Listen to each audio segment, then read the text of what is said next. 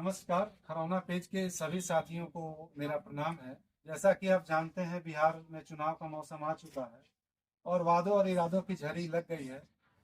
हर एक पार्टी, हर एक नेता आपके लिए कुछ न कुछ लेकर आए हैं और इस कड़ी में आज खरौना पेज आपके सामने लेकर के आए हैं श्री विजयेश कुमार, जिसे जो बसपा के कुढ़नी के कैंडिडेट हैं, और हम इनका आज इंटरव्यू लेंगे और इनसे जानना चाहेंगे कि ये क्षेत्र को क्या देना चाहते हैं। नमस्कार विजय जी। खरौना के दर्शकों की तरफ से आपका स्वागत है और खरौना पेज पे जो भी लोग हमारे दर्शक हैं वो आपके बारे में जानना चाहेंगे। तो सबसे पहले तो आप अपना संक्षिप्त परिचय दीजिए। देखिए, मेरा नाम डॉक्टर विजयेश हुआ, डॉक्टर विजयेश कुमार। मेरा घर सिलौत हुआ, सिलौत वासुदेव मेरा घर है। भूमिहार ब्राह्मण समुदाय से हूँ। मेरा कनौली खादी भंडार में एक हॉस्पिटल है, परासर हॉस्पिटल है। मैं 22 वर्ष विदेश में प्रोफेसर था, जिसमें भूटान, सऊदी अरब, इथियोपिया, ओमान, दुबई और चाइना और अमेरिका में मैं प्रोफेसर था। लास्ट में अमेरिका में था, मिसौरी स्टेट यूनिवर्सिटी में लगभग 6 वर्ष प्रोफेसर था। वहाँ से सब छोड़कर 22 वर्ष वहाँ रहने के बाद मैं लौटकर यहाँ आया तो मैंने परासर हॉस्पिटल की स्थापना की। खादी भंडार चौक पे है और सिलौत में परासर पब्लिक स्कूल है, परासर कॉलेज ऑफ मैनेजमेंट है, परासर पैरामेडिकल है, जहाँ ANM, GNM, BSc नर्सिंग सब की तैयारी कराई जाती है। तो शिक्षा और स्वास्थ्य के क्षेत्र में मैं लोगों की सेवा कर रहा हूँ और अभी विधानसभा चुनाव में बहुजन समाज पार्टी का प्रत्याशी हूँ। 2 नंबर पर मेरा चुनाव चिन्ह हाथी छाप है। बैलेट पेपर पे EVM में दूसरे में क्रमांक पर मेरा हाथी छाप है। आपके माध्यम से, आपके चैनल के माध्यम से, आपके पेज के माध्यम से मैं अपने सभी मतदाता भाइयों बंधुओं से निवेदन करना चाहता हूं कि इस बार बदलाव करके देखिए। आपने सबों को देखा है, एक बार मुझे भी मौका दीजिए और मैं इस क्षेत्र के विकास के लिए हर संभव कोशिश करूंगा। बहुत बहुत धन्यवाद आपके परिचय के लिए। अब आपसे प्रश्न शुरू होंगे और ये साधारण प्रश्न नहीं होंगे सामान्य तौर पे, और आपको थोड़ा बहुत तकलीफ देंगे। सबसे पहला प्रश्न तो हम ये जानना चाहेंगे कि आप शिक्षा और चिकित्सा दोनों क्षेत्र में हैं और जहां तक आपकी बातों से लग रहा है कि आप अपने क्षेत्र में सफल भी हैं। तो ऐसी क्या बात है जो आपको राजनीति में खींच रहा है, आप राजनीति की तरफ कैसे आकर्षित हुए? देखिए, जब आप सामाजिक राजनीतिक जीवन में हैं और आप कुछ करना चाहते हैं, तो जब तक आपको कैनवास बड़ा नहीं मिलेगा तब तक, अभी तो मैं सेवा कर रहा हूं लेकिन परासर हॉस्पिटल के माध्यम से एक क्षेत्र की सेवा कर पा रहा हूं। कॉलेज है, स्कूल है, तो एक सीमित दायरा है, क्षेत्र सीमित है। अगर मैं विधायक बनता हूं तो पूरे कुढ़नी विधानसभा की सेवा करूंगा और प्रदेश की सेवा करूंगा। जो नीति निर्धारण है उसमें भी योग्य लोगों का जाना जरूरी है। आपने देखा होगा कि हमारे जो विधानसभा में प्रतिनिधि हैं या हमारे जो लोकसभा में प्रतिनिधि हैं, वो पिछले 10-15 वर्ष से मैंने न विधानसभा में अपने प्रतिनिधि को और न लोकसभा में अपने प्रतिनिधि को कोई आवाज उठाते देखा है। जब आप लोकसभा या विधानसभा में जाते हैं, जब आप प्रतिनिधि बनते हैं, अभी मैं प्रतिनिधि बनता हूं तो 7 लाख, लगभग 3.5 लाख मतदाता और 7 लाख लोगों का मैं प्रतिनिधि बनूंगा। अगर 3.5 लाख मतदाता हैं, 3,75,000 के आसपास जो अभी हम लोगों को डेटा दिया गया है, तो उतने तो मतदाता हैं। तो जब मतदाता हैं तो आबादी जरूर उसकी डबल होगी कम से कम। तो 7-7.5 लाख लोगों का मैं प्रतिनिधित्व करूंगा और मैं एक शब्द विधानसभा में न बोलूं तो फिर नीति निर्धारण में मेरा क्या योगदान? जब मेरा कोई योगदान नहीं होगा, मेरा कोई से नहीं होगा, तो जो मुखर होगा, जो बोलने वाला होगा, उसको योजनाएं दी जाएंगी और हम लोग उस योजना से वंचित रह जाएंगे। इसलिए हमने इस क्षेत्र में आकर अपने लोगों की सेवा करने का ठाना है, ताकि विधानसभा में मैं अपने लोगों की आवाज उठा सकूं। दूसरी बात है कि जो भी योजना बनती है, सरकार जो भी योजना बनाती है, हर सरकार कुछ न कुछ अपने स्तर पे काम करती है। तो योजनाएं बनती जरूर हैं लेकिन उसका हम लोगों को लाभ नहीं मिल पाता है। अभी हमने देखा है क्षेत्र भ्रमण के दौरान ही देखने को मिला है कि आपके गांव में भी, खरौना में भी और सिलौत वासुदेव में भी मैंने देखा कि 40 लाख का एक बोर्ड लगा दिया गया कि सड़क रिपेयरिंग का 40 लाख रुपया निर्गत हो गया खजाने से, लेकिन 1 रुपए का भी काम क्षेत्र में नहीं हुआ। क्या हुआ है? काम तो नहीं हुआ है, लेकिन बोर्ड लग गया ना, पैसे की निकासी हो गई। तो ये लूट खसोट और बंदर बांट सब चल रहा है, इस पे रोक लगाई जाएगी। और सरकार जो पहले तो लड़कर सरकार से हम लोग योजना पास करवाएंगे, फंड लाएंगे, और जब फंड आ जाता है तो ये सुनिश्चित करेंगे कि जो फंड सरकार ने अलॉट किया है वो सड़क पर उतरे, वो धरातल पर आए, चाहे वह शिक्षा के लिए हो, चाहे वह स्वास्थ्य के लिए हो, चाहे वह सड़क के लिए हो, चाहे वह नाले के लिए हो, जिस चीज के लिए आए उस काम का यहाँ उस काम पे खर्च हो। अब देखिए खर्च हुआ नहीं और बोर्ड लग गया, पैसे की निकासी हो गई, पैसे का बंदर बांट हो गया, तो भुक्तभोगी तो हम हुए ना, हम जनता उसके शिकार हुए, पैसा किसी और के खजाने में गया। तो ऐसा प्रतिनिधि हमको क्यों चाहिए जो लूट खसोट में शामिल हो? हमें ऐसा ईमानदार प्रतिनिधि चाहिए जो एक एक पैसा धरातल पर उतार दे, और एक एक पैसा अगर धरातल पर उतर जाए तो सरकार की योजनाएं कम नहीं है, निश्चित रूप से क्षेत्र का विकास होगा। इसलिए मैं चाहता हूं कि इस बार आप लोग मुझे भारी मतों से जिताएं ताकि मैं क्षेत्र की और दुगने उत्साह के साथ सेवा कर सकूं। बहुत बहुत धन्यवाद। हालांकि आपके उत्तर थोड़े विस्तृत हैं लेकिन खैर ये महत्वपूर्ण प्रश्न था। एक और महत्वपूर्ण सवाल राजनीति से जुड़ा हुआ है कि जैसा आप क्षेत्र में घूम रहे हैं और आपको पता होगा कि यहाँ एनडीए गठबंधन और राजद गठबंधन जो है, राजद की अगुवाई में जो गठबंधन है महागठबंधन, ये दोनों जो है मुख्य लड़ाई में लगते हैं। आप इसको किस तरह से देखते हैं? आप अपने आप को इस लड़ाई में कहाँ पर? देखिए, जो मैंने अनुभव किया है, एनडीए तो लड़ाई में है नहीं, क्योंकि एनडीए के जो जो लोगों का मानना है, मैंने भी तो आप ही लोगों से, चूंकि आप ही लोगों के बीच रहता हूं, तो सुना है कि अबोध शाह जी वो वहां से सशक्त उम्मीदवार थे, लोगों ने भी शायद उनको यहाँ से और पार्टी ने भी रिकमेंड किया था, उनको मिला नहीं और वो निर्दलीय चुनाव लड़ रहे हैं। तो जो क्षेत्र में मैं घूम कर देख रहा हूँ, एनडीए के लोगों का ज्यादातर झुकान उन्हीं की तरफ है। तो 2 फार उसी में हो गया। तो जब 50-50 हो गया, जब पिछली बार पूरी एकजुटता से लड़े थे तब तो 2000 वोट से चुनाव जीते थे, और जब इस बार 2 फार है तो चुनाव जीतने का तो कोई प्रश्न ही नहीं है। एनडीए तो कहीं से इस बार लड़ाई में है नहीं, क्योंकि आपसी कलह के कारण और दोनों के अलग अलग लड़ने के कारण एनडीए का तो बिल्कुल यहाँ से सफाया ही हो चुका है। चुनाव से पहले ही लोग नाम भी नहीं ले रहे हैं, और जो जिस तरह से योजनाओं की बंदर बांट हुई है तो लोगों में बहुत नाराजगी है। सब जगह लोगों का यही प्रश्न हमसे भी रहता है। अब महागठबंधन की बात रही, हमारी लड़ाई महागठबंधन से है, लेकिन महागठबंधन में भी चूंकि जो अभी यहाँ से खड़े हुए हैं बबलू कुशवाहा जी, तो आयातित उम्मीदवार हैं, वो महागठबंधन के उम्मीदवार नहीं हैं। इससे पहले जदयू के उम्मीदवार हुआ करते थे, मतलब जदयू में थे, और चुनाव से ऐन वक्त पहले उन्होंने पाला बदला है। तो राजद के कार्यकर्ता ही उनको दिल से स्वीकार नहीं कर रहे हैं, इसलिए हमारी पैठ वहां भी है। और वो लोग भी, महागठबंधन के जो वोटर हैं, वो लोग भी बहुत नाराज हैं, और हमारे प्रति उनका लगाव, उनका प्रेम साफ झलकता है। मैंने क्षेत्र का दौरा किया है और सबों ने एक स्वर से मुझे अपना समर्थन देने का वादा किया है। तो मैं तो यही उम्मीद करता हूं कि महागठबंधन से हमारा मुकाबला जरूर है, लेकिन वो भी कहीं दूर दूर तक दिखाई नहीं देंगे। बहुत बड़े मार्जिन से मैं इस बार चुनाव जीतूंगा। यहाँ मैं एक बात स्पष्ट कर दूं कि महागठबंधन या एनडीए लड़ाई में है या नहीं, ये विजय जी का मत है, और चैनल इसमें किसी भी तरह की कोई अपनी राय नहीं रखता है। अब कुछ कठिन प्रश्नों के दौर पे आते हैं, राजनीतिक बातें हो चुकी हैं। एक चीज हमें ये बताया जाए कि आपके हिसाब से, आपने पुरानी क्षेत्र को देखा है, घूमा है, जैसा आप बता रहे हैं, पुरानी क्षेत्र की सबसे बड़ी समस्या क्या?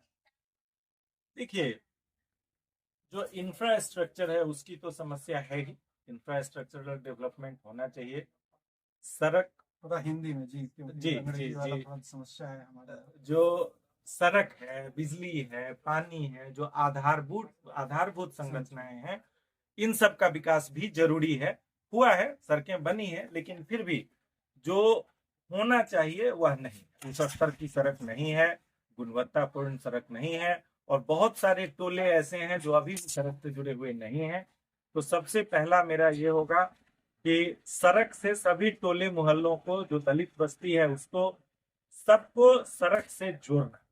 दूसरी बात है, जो नल जल योजना बनी उसमें भी भ्रष्टाचार व्याप्त है। लगभग 70% गांवों में और टोलों में नल जल का पानी नहीं पहुंचा है। तो उसको घर घर तक पहुंचाना, ताकि स्वच्छ जल लोगों को पीने के लिए मिल सके। उसमें जहां जो गड़बड़ियां होंगी वो मुखिया लोगों से बात करके और सरकार से, गवर्नमेंट से बात करके उसकी एक कड़ी बनाकर हम लोग उसका पहले स्वच्छ पेयजल पहुंचाने की व्यवस्था करेंगे। उसके बाद आपने देखा कि हमारे बगल में गुरौल में चीनी मिल थी, बंद हो गया। तो स्वरोजगार के अवसर पैदा करना, ताकि जो हमारे युवा हैं उनको रोजगार, यही स्वरोजगार उपलब्ध हो सके और यहीं वह रह के अपना काम कर सकें, उनको पलायन का शिकार न होना पड़े। इस पलायन को रोकना हमारी सबसे बड़ी प्राथमिकता होगी, ताकि हमारे युवा भाई बंधु इससे बाहर निकल सके, निजात पा सके। दूसरी जो सबसे बड़ी समस्या है वो शराबबंदी के कारण ड्रग्स की समस्या।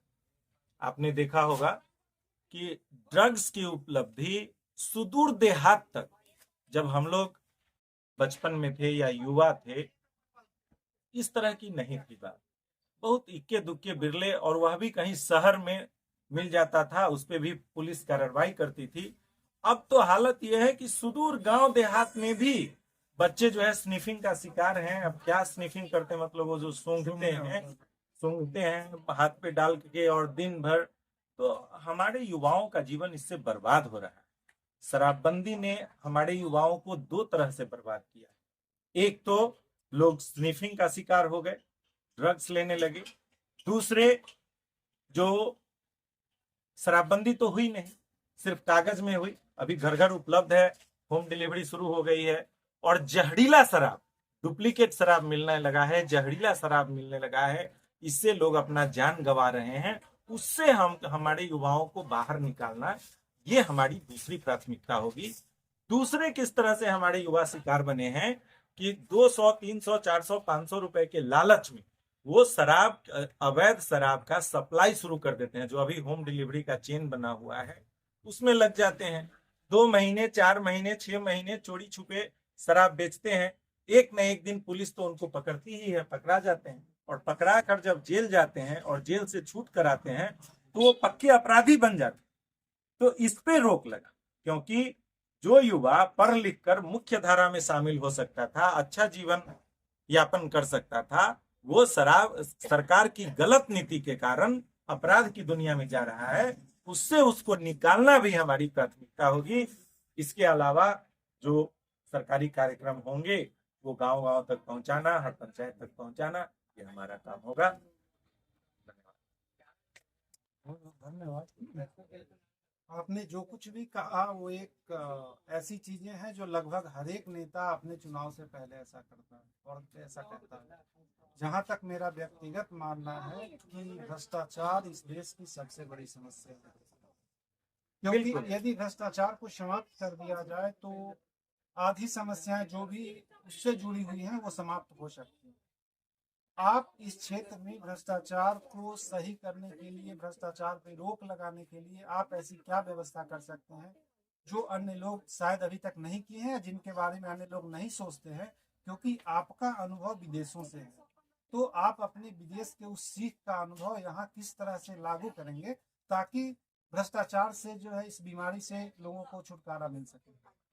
देखिए, पहली बात तो ये है, जो आपका पहला प्रश्न था कि मैं अगर सिर्फ अपने बारे में सोचता तो शायद मैं अमेरिका की नौकरी छोड़कर यहाँ नहीं आता, मिसौरी स्टेट यूनिवर्सिटी की नौकरी छोड़कर, और यहाँ नहीं आता।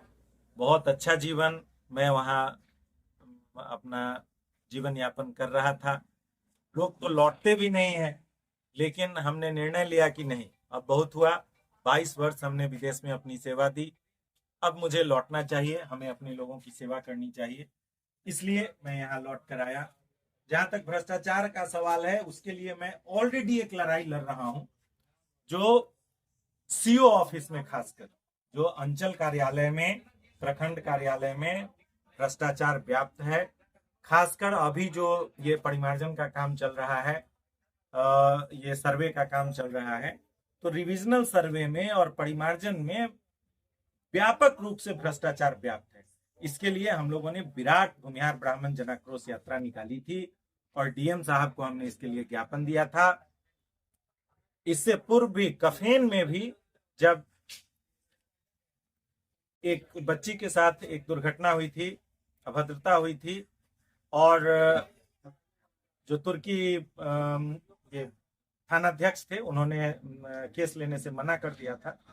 उसके लिए हम लोगों ने आंदोलन किया, महिला थाना में बच्ची का केस दर्ज कराया गया, और मैं उस बच्ची को इंसाफ दिलाने के लिए पैदल कफेन से पैदल मार्च करके कलेक्ट्रेट तक गया और उस बच्ची को मैंने इंसाफ दिलवाया। हम सभी हमारे साथ थे, लेकिन उसमें हमने पहल की और धीरे धीरे सब लोग हमारे साथ हुए, और उसका परिणाम ये हुआ कि कुर्की जब्ती का आदेश हुआ, कुर्की जब्ती करवाया गया, और जब कुर्की जब्ती की कार्रवाई शुरू हुई तो अभियुक्त ने सरेंडर किया। तो भ्रष्टाचार से के खिलाफ लड़ने की जरूरत है। अगर हम लड़ेंगे तो निश्चित रूप से इस पर विजय हम लोगों को मिलेगा। सीओ ऑफिस में व्याप्त भ्रष्टाचार के खिलाफ ऑलरेडी हम लोग लड़ रहे हैं। हम लोगों ने डीएम साहब को दिया हुआ है और डीएम साहब ने आश्वासन भी दिया है, इस पर कार्रवाई की जाएगी। सीओ साहब से मिले हैं, पुनः मिलेंगे, चुनाव बाद मिलेंगे। और जो परिमार्जन है, आपको अपना जमीन है, आपका, आप जा रहे हैं उसके दाखिल खारिज के लिए, परिमार्जन के लिए, उसमें आपसे घूस लिया जाता है, इस सब पे रोक लगाई जाएगी। हम इसके लिए ऑलरेडी प्रयासरत हैं, आंदोलन कर रहे हैं। आंदोलन को आगे और तेज किया जाएगा और इस सब को खत्म करवाया जाएगा। इसी से जुड़ा हुआ व्यक्तिगत अनुभव के अवसर पे मैं कहना चाहूँगा कि ई गवर्नेंस यदि शुरुआत की जाए तो ई गवर्नेंस से काफ़ी सारी समस्याओं का समाधान हो सकता है। ऐसी व्यवस्था ही क्यों हो जहां एक नेताजी को, एक विधायक को, एक प्रतिनिधि को एक एफआईआर करने के लिए और इस एफआईआर पे एक्शन लेने के लिए थाने तक जाना पड़े। देखिए, इस संबंध में आप क्या कहेंगे? देखिए, आपका कहना बिल्कुल सही है, ई गवर्नेंस जरूरी है। तो कागज में तो यह सरकार भी कर ही रही है। आपका जो जमीन का डिजिटलाइजेशन हुआ है वो ई गवर्नेंस की दिशा में ही एक कदम है, लेकिन भ्रष्टाचार इस कदर व्याप्त है कि खाता संख्या 0, खेसरा 0 और रकबा 52 डिसमिल, रकबा 72 डिसमिल, नाम दिया हुआ है, जाति एने कर दिया है। कहीं आपको ये क्या होता है, जाति कोई ना कोई जाति से तो हम आप होंगे, तो एने नॉट एप्लीकेबल क्या होता है? तो आप कहीं भी देखेंगे खाता 0 कैसे हो गया, खेसरा 0 कैसे हो गया, और जब खाता 0 है, खेसरा 0 है, तो रकबा कैसे 50 डिसमिल और 60 डिसमिल और 70 डिसमिल आ गया? तो ई गवर्नेंस की शुरुआत जरूर हुई है, लेकिन उसमें भी भ्रष्टाचार व्याप्त है। अब उसके सुधार के लिए जब आप ब्लॉक ऑफिस जाएंगे तो उसमें फिर आपको दोहन शोषण का शिकार होना पड़ता है। आपको जब तक आप वहां चढ़ावा नहीं चढ़ाएंगे तब तक उसमें सुधार नहीं किया जाएगा, नहीं तो आपको इतना दौड़ाया जाएगा कि आप थक हार कर आप छोड़ देंगे।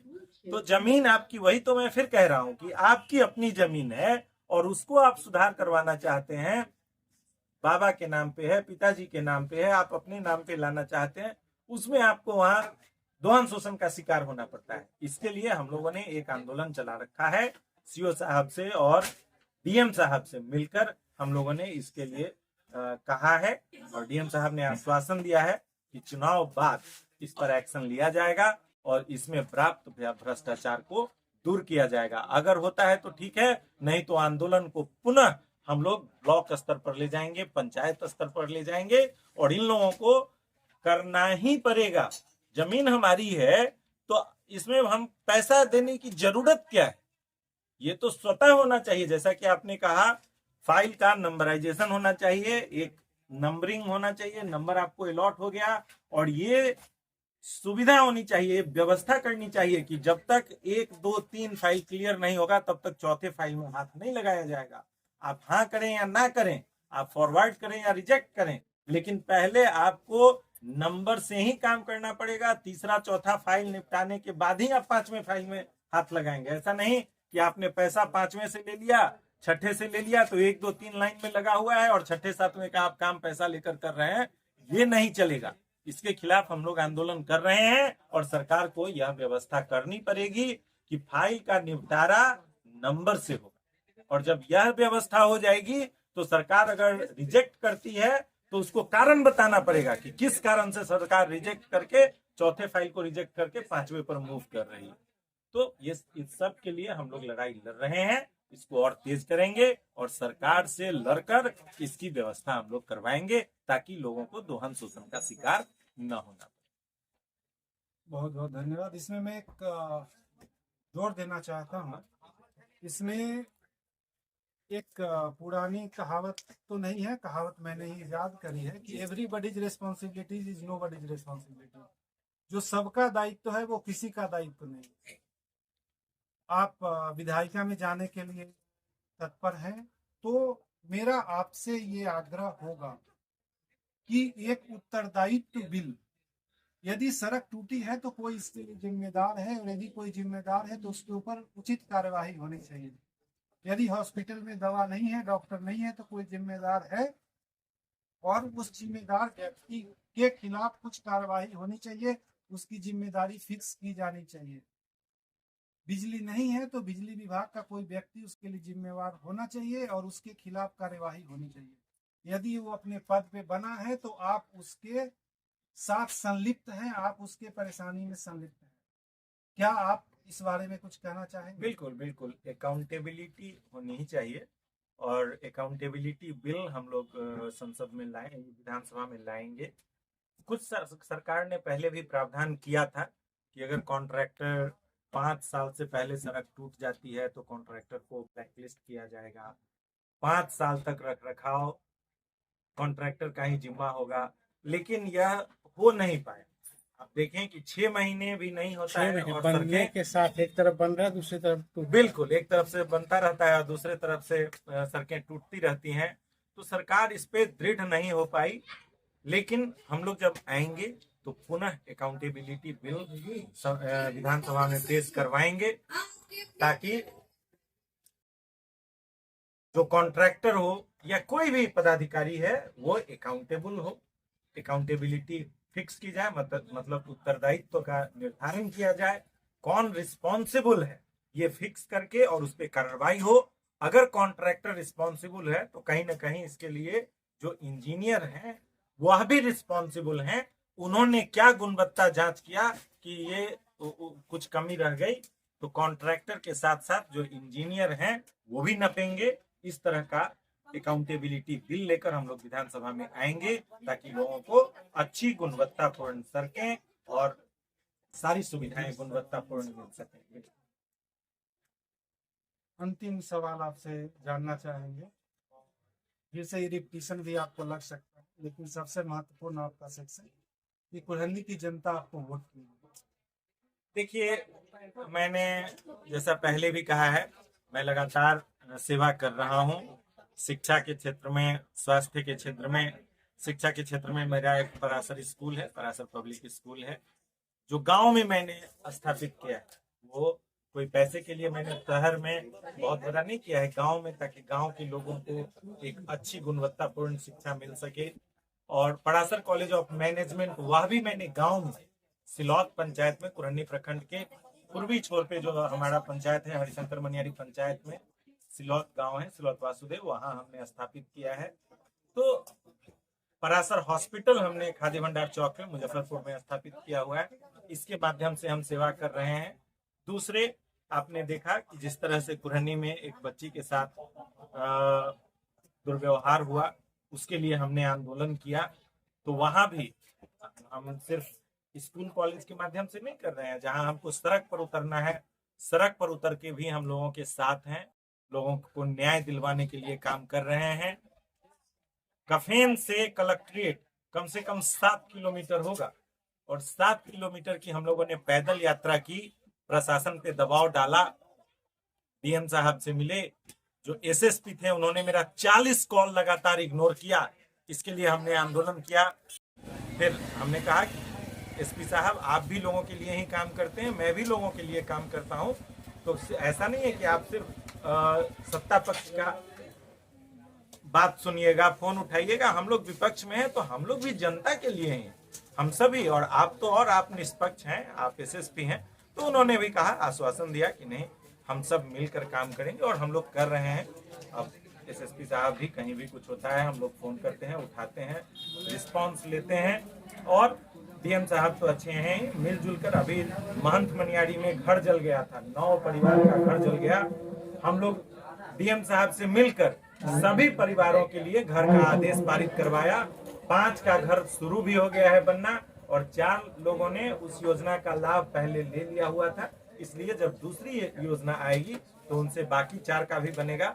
5 का घर बनना शुरू हो गया है। तो जहां जब जरूरत पड़ती है मैं रहता हूं, चाहे वो कफेन में हो, चाहे महंत मनियारी में घर जला उसके बाद लोगों के साथ खड़े होने की बात हो।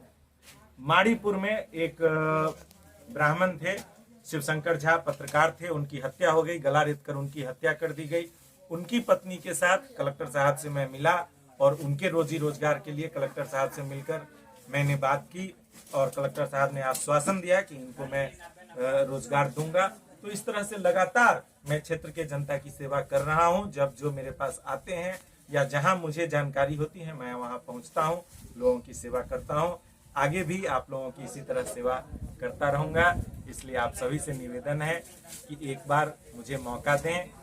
आपने सभी को देखा है, मैं ये नहीं कहता हूं कोई खराब नहीं है, सब लोग अपने स्तर पे काम कर रहे होंगे, लेकिन उसका लाभ आपको नहीं मिल रहा है। तो अगर आपको उसका लाभ नहीं मिल रहा है तो इस बार इस बेटे को, कुरहनी के बेटे को आप आशीर्वाद दीजिए, अपना प्रतिनिधि चुनिए, और मैं आपके लिए हर संभव कोशिश करूंगा, वह काम करूंगा जो अब तक आपके विधायक जी ने नहीं किया है। बहुत बहुत धन्यवाद। बहुत बहुत धन्यवाद विजय जी, आपको इस चैनल पे इंटरव्यू के लिए, और आपको जीत के लिए ढेर सारी शुभकामनाएं। उम्मीद है कि आप यदि जीतते हैं तो जीतने के बाद भी जनता के बीच इसी तरह उपस्थित रहेंगे जैसे आप। बिल्कुल रहूंगा। और दूसरी बात, और एक बात जोड़ दूं कि हम लोग सभी के लिए काम करते हैं, सर्वजन हिताय सर्वजन सुखाय हम काम करते हैं। सर्वे भवन्तु सुखिनः, सर्वे सन्तु निरामयाः, सर्वे भद्राणि पश्यन्तु मां कश्चित् दुःख भाग् भवेत्। सभी सुखी हों, सभी निरोगी हों, सब हमेशा खुश रहें, इसी भावना से हम लोग काम करते हैं। कोई द्वेष भाव हम लोग नहीं रखते किसी के प्रति। समाज का हर व्यक्ति उतना ही महत्वपूर्ण है, इसलिए हम लोग बिना भेदभाव के काम करते हैं। ना कोई अगरा है, ना कोई पिछड़ा है, ना कोई अल्पसंख्यक है, ना कोई बहुसंख्यक है। हर व्यक्ति को वो एक वोट का अधिकार है, और हर व्यक्ति हमारा अंग है, हमारा हिस्सा है, हमारा भाई है। इस भावना से हम लोग काम करते हैं। इसलिए एक बार फिर आप लोगों के माध्यम से आग्रह करना चाहता हूं कि इस भाई को एक बार जरूर मौका दें। बहुत बहुत धन्यवाद। ये थे विजयेश जी, बसपा के हमारे उम्मीदवार। और कुरहनी की जनता से आग्रह है कि आप किसी को भी वोट दें, ये आपका अधिकार है, लेकिन वोट जरूर दें। रिकॉर्ड संख्या में इस बार वोटिंग करके आप जो है बिहार के प्रथम क्षेत्र बनिए जहां सबसे ज्यादा संख्या में वोटिंग हुई हो। बहुत बहुत धन्यवाद। किसी को वोट दे, नोटा को ही दे दे मंजूर है, मगर वोट जरूर दीजिए। नहीं, ये मेरा आग्रह है। नोटा को क्यों देंगे? बहुत बहुत धन्यवाद।